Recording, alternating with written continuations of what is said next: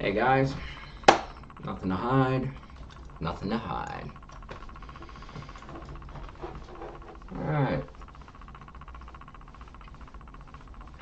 what do we got today? Alright, up about 700 today. Good day so far. Finally, needed this one. Yeah, so I bought basically the same position I've been messing around with all week. 3 February 10th puts, 399 strike. Yeah, I've been bouncing in and out of this position all week. Yeah, like I've said, I think we're in a bear market. I think that the Fed, while slowing down its pace of tightening, is still constricting the economy. And that has a very good chance of causing a recession. Maybe it doesn't, but Microsoft reported its earnings yesterday and it wasn't good. Earnings themselves were okay, but forward guidance was bad. And today people are starting to think, oh well, the tech sector might be in trouble. Doesn't look as strong as it did yesterday morning. Not after Microsoft's poor guidance. It makes you worry about what Apple and what Amazon in particular are going to report. Yeah, because Microsoft, its electronics and its web services products way down. So yeah, Apple and Amazon, the two biggest companies in the world, what are they going to report? Is it going to be ugly? And if so, are we headed towards a recession? Today that looks a lot more likely than it did yesterday. So we're seeing that getting priced in. And the idea of a soft landing, that we can tame inflation without a recession, looks less likely today. Yeah, so SPY is down 1%. I think it's got more to go. I do. That's why I've got my puts. Like I said, I've been bouncing in and out of this all week, waiting for this move. I mean, more or less. I mean, here we are. I mean, we were at the trend line, a little over it, the downward trend of the last year. You know? Let's do a 3-year chart.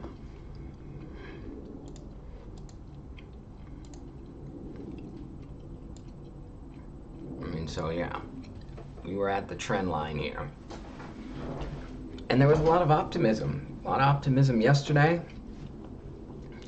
Inflation does look like it's moderating quite a bit. So there is hope that the Fed can slow down, stop being so restrictive, and that the economy can, can avoid a recession while the Fed comes back to being, having a dovish stance on things. If that's possible, we could enter a bull market. Is it possible? Yeah, it's possible. But man, oh man, we're not there yet. It doesn't look likely yet. And we've got a Fed meeting 1 week from today, on Wednesday of next week. Market is pricing in 99% chance that the Fed raises rates by a quarter point. So that's almost a guarantee. And I think the market is also sort of maybe hoping that Powell starts talking dovishly. Maybe he starts saying inflation is under control and we can get back to a less hawkish stance. But let's be serious. Anybody who knows the market, anybody who knows the Fed, I mean, this is 101 stuff. Powell is not going to come out on Wednesday and say, inflation is really under wraps now, we've got it in hand. He cannot do that. He's going to come out on Wednesday and say, we are still fighting the war on inflation and we have to keep fighting it, and we're going to be fighting it for the foreseeable future. He can't say anything else. I mean, he's going to be hawkish on Wednesday. He has to be. If he comes out and is dovish, I mean, he could undo all the work that they've been doing on inflation. If all of a sudden you say, oh, hey, I'm going to slow down, inflation might re-entrench. So it is, you know, you want to give a 99% chance to something, there's a 99% chance that Powell is hawkish on Wednesday. He has to be. So you've got a few things here that make buying puts and shorting the market a good play here. First, look, we're at the top of this trend line here. I mean, this is a solid trend line. You know, if you think we're still in a bear market, we're probably not going to move much higher than this trend line. Certainly not above this level here. So we're sort of at a top. It's always good to sell at the top, buy at the bottom. And it looks like, according to this trend line and the recent activity, it looks like we're at a top. That's number one. That makes it a good place to sell. Number two, the Fed meeting. Fed meeting in 1 week. And we basically know Powell is going to be hawkish at it. I mean, and market participants, astute traders also know that Powell is going to be hawkish on Wednesday. So the market, I think, is going to have to price that in. You know, this is a buy the rumor, sell the news situation where we know something is going to happen. We basically know Powell is going to be hawkish on Wednesday. What's going to happen is the market will price that in beforehand, and then when it happens, it will go the other way. So we'll sell before Powell is hawkish, anticipating the bad news, and then after he's hawkish, maybe we start buying. It's counterintuitive, but that's a buy the rumor, sell the news type of play that happens when we can confidently predict a bullish or bearish event is incoming. I'm not explaining that well right now. I should explain it better. I should create a graphic or something. I've got to do these things. I've got to create graphics and slides and buy the rumor, sell the news. That's an important one to impress upon people. All right. Yeah. What else? What's another good reason for getting short here? Well, we're just in a bear market. That's a good reason. I don't really want to be long anything. I don't want to be buying calls or buying stock or long anything over the last year. I mean, look, we're going down. Generally, when you make a play, you almost always want to be on the short side right now, not on the long side. When the market is heading down, you want to be looking for downward plays, not up plays. You want the secular trend on your side. Don't want to work against it. That should be self-evident. All right, so up 800 today.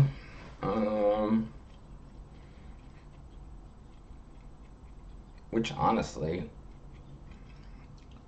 really only puts us back to even for all the stabs we've been taking this week at this play. I've taken a lot of stabs at this play this week. Maybe even last week too, on Friday. Yeah. I've been trying to catch this one. Yeah. Yeah. Let's see. Let's see daily chart here.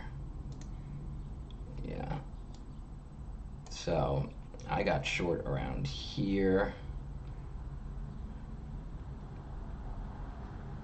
Yeah, I got short Wednesday of last week. I've been trying this play for a week. I got short on this red candle right here. Yeah, I got short there. Then we went up, and throughout these days, I've been bouncing in and out of these puts. Yeah, I had a good feeling about it. I didn't want to let it go. But I also knew, well, maybe we're entering a bull market. Maybe there's too much optimism out there right now to make a short play. Yeah, maybe I'm fighting against the short-term trend, the short-term optimism. Maybe I shouldn't fight against it.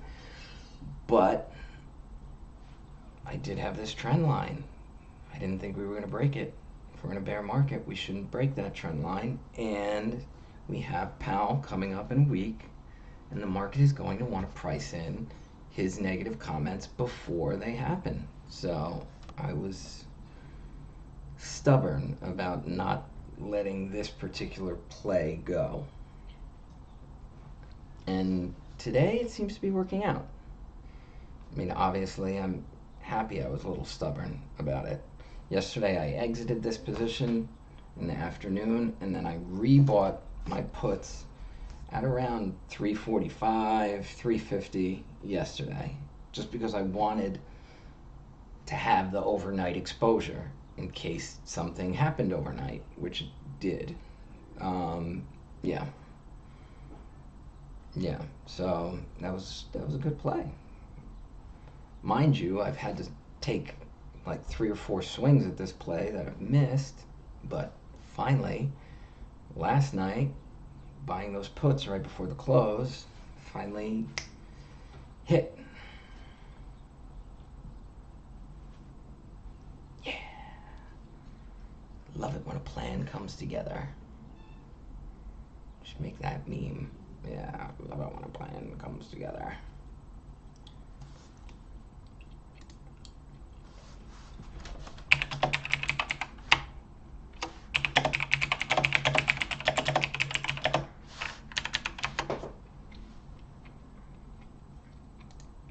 Dun, dun, dun, dun, dun, dun.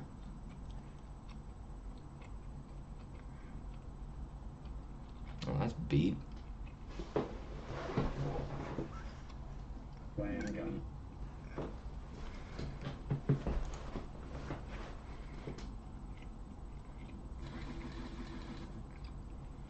I love it when a plan comes together. I love it when a plan comes together. I love it when a plan comes together. I love it when a plan comes together. I love it when a plan comes together. I love it when a plan comes together. I don't love it when a plan comes together. You bet he does. I love it when a plan comes together. I love it when a plan comes together. I love it when a plan comes together. I love it. When a plan comes together. I love it when a plan comes together. I love it when a plan comes together. I love it when a plan comes together. I love it when a plan comes together. I love it when a plan comes together. I love it when a plan comes together. I love it when a plan comes together. I love it when a plan comes together. I love it when a plan comes together. I love it when a plan comes together. He loves it when a plan comes together. I love it when a plan comes together. I love it when a plan comes together. Love it when a plan comes together. Well said. All right, sorry. Yeah, I had to do that. I'm happy that this one came together. Finally. Like I said, I've taken like 4 or 5 swings at this one this week. Finally hit. All right, now I basically want to hold these puts. What are my exits? Upside exit is again about 400. I don't think we're going up there, but you never know. Something could change. Somebody could report a monster quarter that's great. Like, I don't know, Tesla's coming up. Tesla reports some sort of monster quarter, which is very, very unlikely considering the state of the economy, car sales, the fact that there's like 5 other electric vehicles all of a sudden when Tesla had a monopoly on the market for so many years. The odds that Tesla reports a good quarter are slim, but you never know, they could. Yeah, so if something happens that the market suddenly gets optimistic again, 400 would be my upside exit. Really hoping we can get down to 380. I mean, that's the obvious floor here. I mean, this channel we were in for a week or two. I mean, 380's a bottom. It's a floor. That much is clear. So yeah, 380 is what I'm hoping for. I'm hoping I can hold these puts until 380. And honestly, I hope we get there before the Fed meeting a week from today on Wednesday. If we get to 380 before Wednesday and I exit this position, it will be really a quintessential, I don't know, it would be a nice play. It's so rare that you get like a play that just like works out exactly the way you figured it. I mean, it's rare. But look, I'm already like planning it. It's not gonna work like that. There's no way I get to 380 and like exit and it's all clean and I get to pat myself on the back. Like no chance that happens. When I say rare, I mean like that happens like once every year. No, it's just rare. That's all. We'll see. I like my odds right now. I like my odds right now because I'm having a good morning. Up close to 1,000. So, yeah. Yeah. All right. I'll check back in later. Time for pizza. Nothing to hide. Nothing to hide.